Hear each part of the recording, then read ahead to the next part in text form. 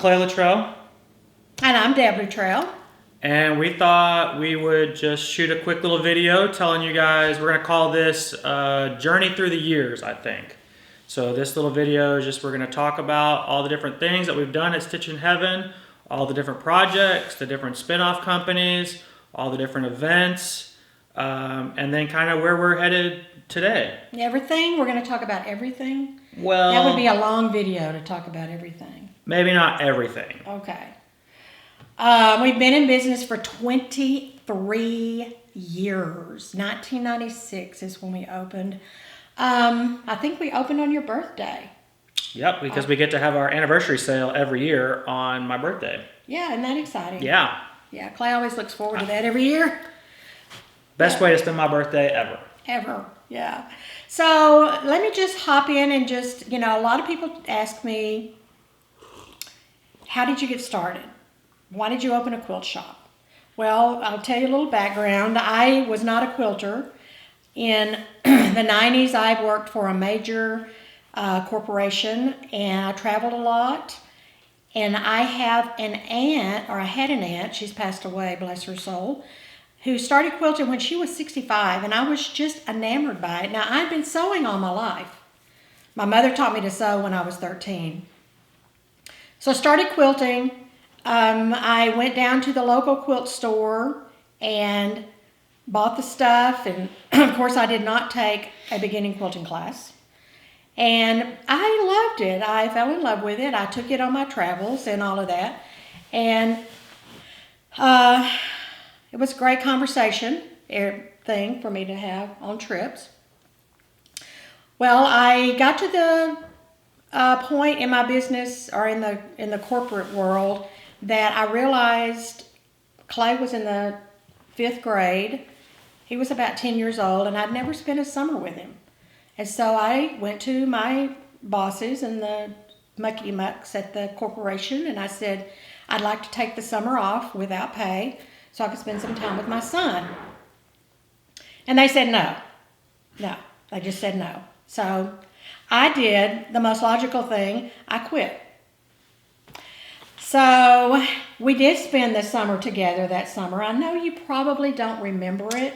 I remember it, though. I mean, that's the thing. We do things in our lives, and a lot of times they do them with the kids, not realizing that we're not making their memories, we're making our memories. Right.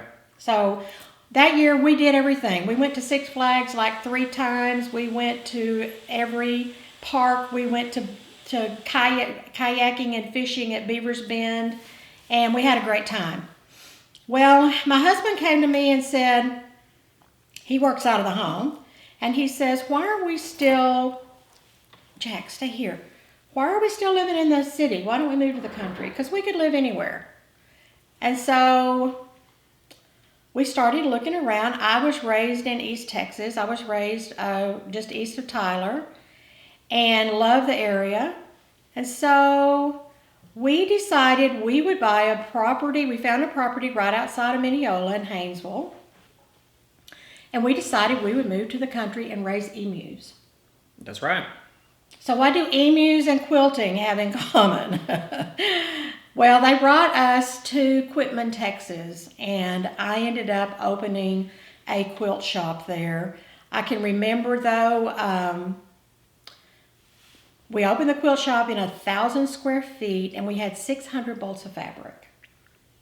And I can remember... And you had made a bunch of quilts at this point, right? I had made one quilt. I had made one quilt that did not have a binding on it. Because quite frankly... So you were a full-blown expert by this point. Yes! I knew what I was doing. Do you know, I did not even know what a fat quarter was. When you opened the store? When I opened the store. Wow. I had no idea why people would even want to do that. Why would you cut fabric into... So that's a good lesson, and you learn as you go. Yeah, you do. So I got the binding put on that quilt somehow. I never put a binding on a quilt when I opened my store. But anyway, I realized that I was in a small town. Quitman was 1,895 people at the time. And still is, I think. 1809. Oh, it went down. Yeah. And I decided I needed to find a way to bring people to Quitman, Texas. So we started having events, and we started, I expanded right away. Before the year was over, I went from 1,000 square feet to 2,000 square feet. I doubled in size. Moving on up. 1,200 bolts of fabric. Moving on up. Then in the year 2000, we were chosen 4 years. We'd only been in business for 4 years, and we were chosen as one of the top 10 quilt shops in North America by Better Homes and Garden, or by American Quilt Sampler magazine. And that really kind of put us on the map. Once we got into Quilt Sampler magazine, people really, really knew where we were, and they started coming to us. And we started doing more events and bringing more famous teachers in. We brought big-time teachers into the store. And that was kind of my strategy in the early years, was to bring a big-time teacher in, to have a little camp where people could stay and sew, because that's what I figured out you wanted. I listened to what my customers said, and that's what they were interested in. Which has been a theme all the way through, right? Yes. Listening to our customers. I mean, that's something we've always done. That's how the travel company got started. And that's how we're doing other things these days. Yes. Actually, how the travel company got started is one of the other major questions I get from time to time. And the travel company got started because I listened to a customer, Martha Adams. She was in the store the other day. She's the one who had gone on a quilting cruise with a store in South Texas, and she comes in, gives me the brochure, and she says, "Debbie, you need to offer cruises. We want cruises." What the heck? So you did. So we did. Clay you- got involved. Yeah, you did. You did one of them with a travel agent, and then after a while, she had come to me. I was working at Dell at that time, and she was talking about this cruise that she had done and how amazing it was and how fast it filled and how many people it had on it. And I said, "Well, Mom, that's great, but you're only doing one of them." So that was when Stitchin Heaven Travel kind of started to take formation, and we started, within a couple of years, I think we were doing probably half a dozen cruises. Right. And again, another place where, did we have travel agent experience or, a big, long history in the travel industry? No. No, we did We just not jumped know what in we were doing. and learned as we went. And the first couple, if any of you guys were on, those first couple of cruises, thank you for sticking around and holding it out with us, and seeing it through. Because we had some hiccups along the way for sure, but we got them ironed out. And Yeah, we do have people periodically that were on that first cruise that come Yeah. with us, and I always apologize to them. But we do have about a 30 to 40% repeat rate on our cruises. Another question people ask me is, do I go on all the cruises? I'll work, because we're doing 15 cruises now this year. Next year we have 15 cruises on the books. I think this year we did 15. Last year we did 12. And up until last year, I did go on every one of them. But with the new store being built and the changes in the store, I really felt like I needed to be around a little bit more, because going on 12 cruises, that's 3.5 months a year that you're on the water. yeah. And so that was a little bit too much for me to be away. But my good friend Dana has gone on all the cruises with us. And she is very good at making sure everybody is taken care of on our cruises. So we have a great staff that's very well trained and knows what to do and how to take care of you guys on the cruises. Let's talk about e-commerce. Okay, let's talk about it. What did you do with e-commerce? I built our first website way back in the day, but we didn't have e-commerce back then. No, we didn't. And now it's kind of funny because, I did that when I was, however old, 10, 12 years old? probably. And then fast forward 20 years, 23 years, however long it's been. And now we're focusing again on e-commerce. We're building new websites. We're starting to shoot YouTube videos. So it's all kind of come full circle. Yeah, it's really cool. Clay made a commitment to come into the business, Clay has always been in the business, you guys. I mean, you know him. You know him from the cruises. He used to cruise with us. But he made a commitment to come into the business full time 3 years ago. Right. Well, with the travel business, though, see, the way that it happened is because with the travel business, I was working out of the home. Yeah, that's right. So I wasn't like in the business every day, you know, and I was still holding on to that. I'm a guy and I don't want to work in a quilt shop, you know, and all that. And Mom really never thought that, I don't think, she thought that I would ever start showing up to the quilt shop every day. And I think when I told her I was going to do that about 3 years ago, she was just kind of, okay. And so she said, you can come answer the phones for, you know, however long. I think she just wanted to see me show up every day for some period of time to make sure that I wasn't just yanking her chain. And imagine why I would think that. Yeah, rightfully so. But so we did, and at that time, we paid somebody. We had a full-time employee that was a phone answer, and that person was transitioning out or was leaving us, and so, you know, I came in and I started answering the phones. Well, like, we didn't have a phone system. Like, literally, it was a cordless phone with 4 different lines, and somebody would call, bring, bring, I need to talk to the bookkeeper, and I would have to physically get up and walk over to the bookkeeper's desk and, you know, hey, Lydia, you know, line 3. Bring, bring, I got a question about my internet order. I had to walk over to the internet. Bring, bring, and we also had walkie-talkies.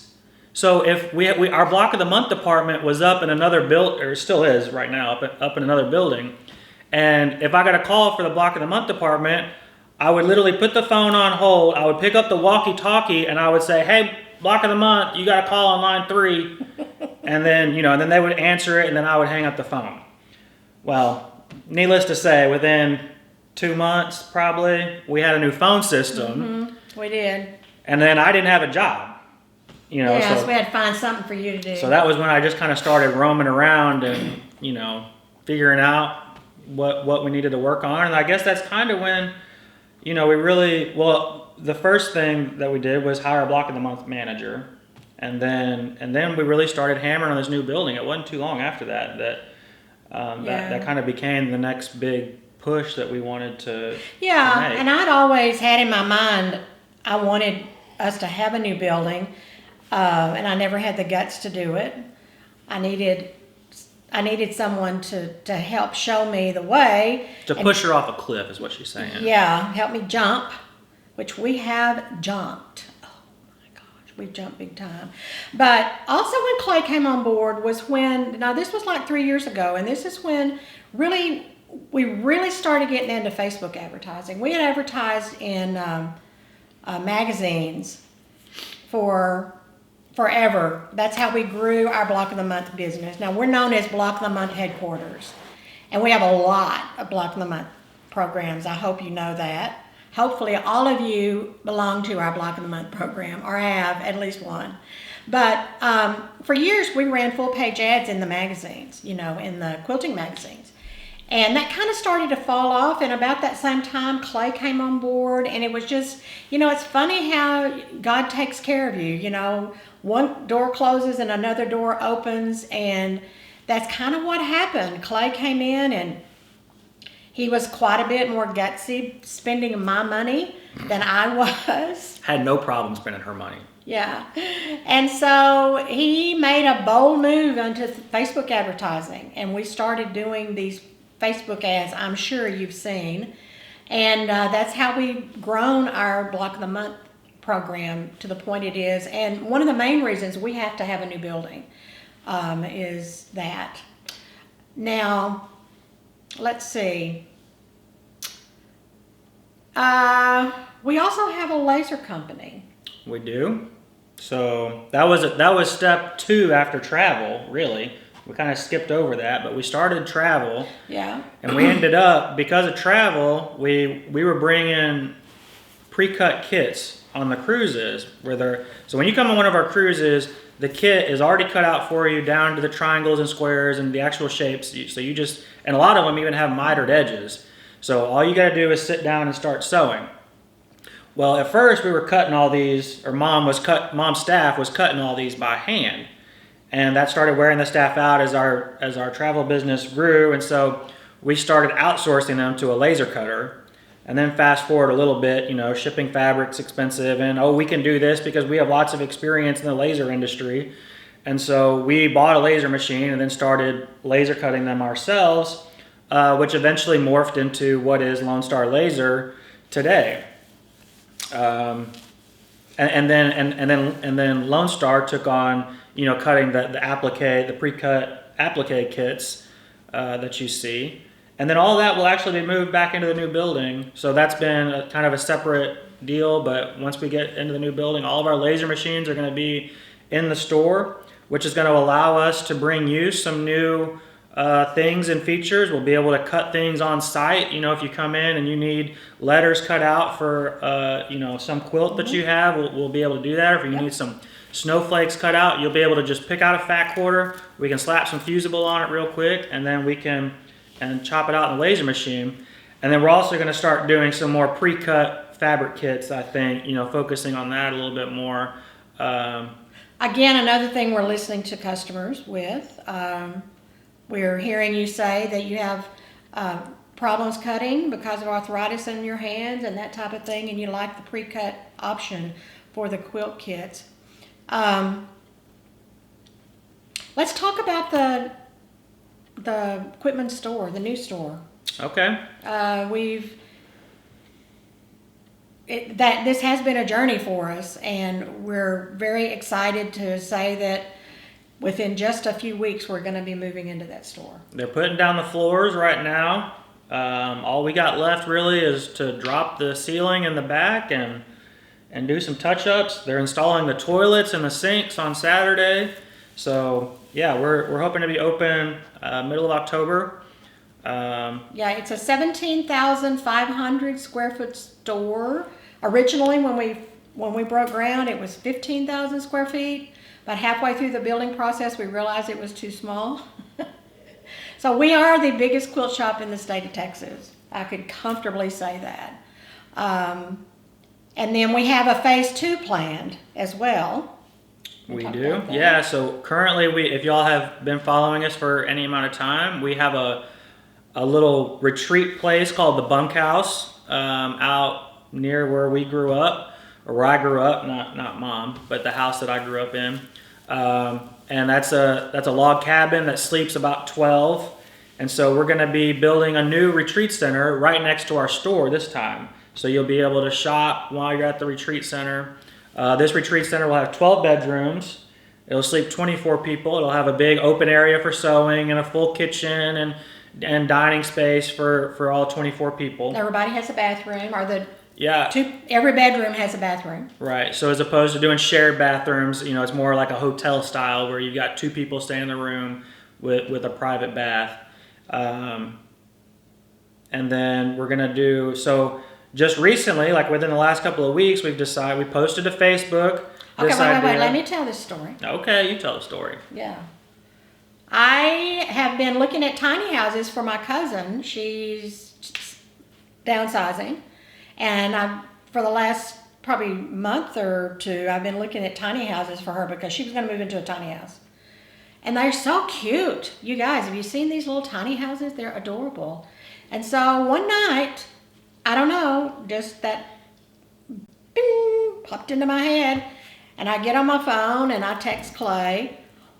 I have an idea. What would you think about putting up some tiny houses beside the retreat center?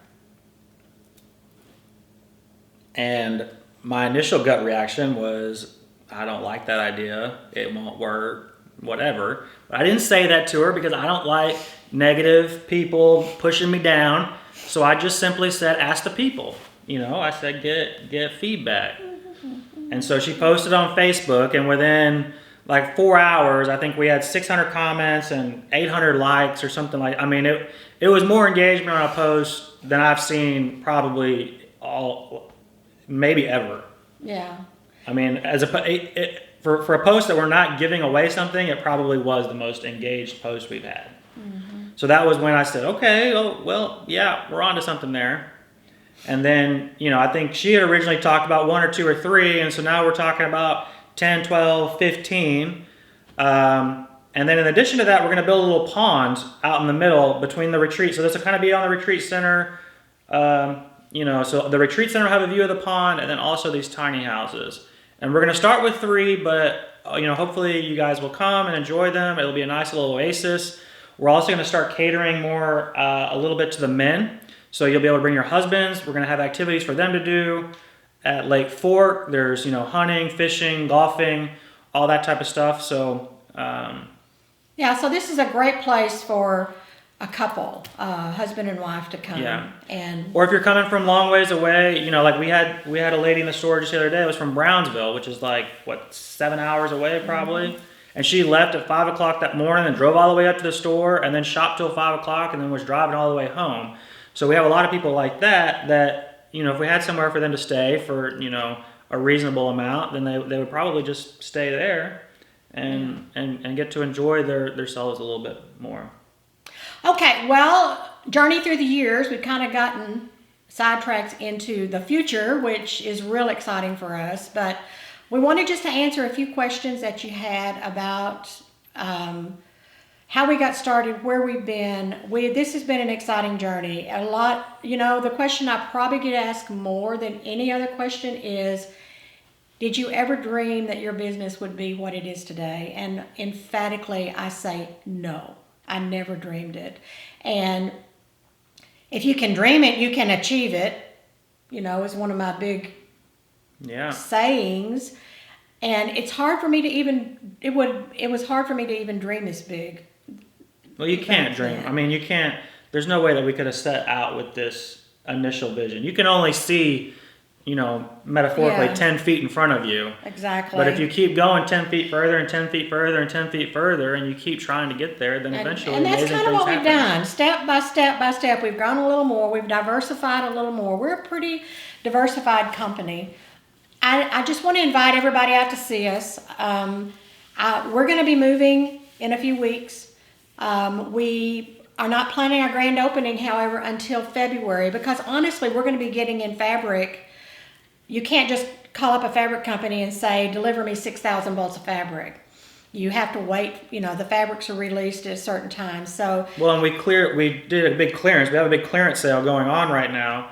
And so that's another thing that we were doing for you guys is we wanted to bring in all new fabrics for this. So we've got a 50% off sale going on. Go buy you some fabric.